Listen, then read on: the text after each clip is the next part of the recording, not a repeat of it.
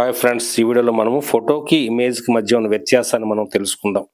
What is the difference between photo and image? Friends, తెలుగులో photo మరియు image మధ్య ఉన్న వ్యత్యాసం చాలా తక్కువ, కానీ వాటి అర్థాలు మరియు ఉపయోగాల్లో స్పష్టమైన తేడాలు ఉన్నాయి. ఫోటో ఫోటో అంటే ఛాయాచిత్రం. కెమెరా లేదా మొబైల్ ద్వారా తీసిన ఒక నిజమైన చిత్రాన్ని ఫోటో అంటారు. దీనిని తెలుగులో ఛాయాచిత్రం అని కూడా పిలుస్తారు.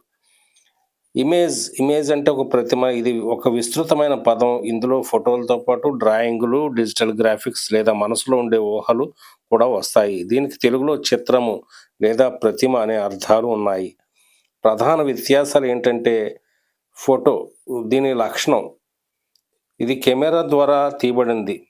ఇమేజ్ అంటే ఏ విధంగానైనా గీయడం, డిజిటల్ సాఫ్ట్వేర్ మొదలైనవి తయారు చేయబడిందనమాట.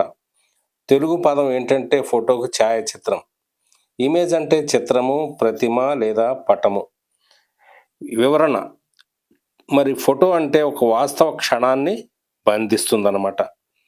కెమెరా ద్వారా లేకపోతే ఒక ఫోన్ ద్వారా కానీ ఒక వాస్తవ క్షణాన్ని బంధించేది ఈ ఫోటో అన్నమాట.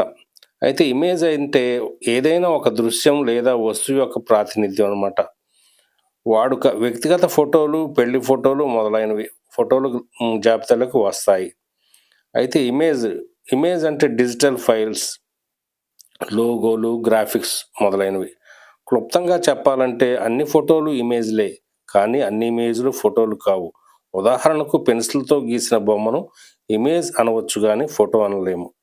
Thank you friends.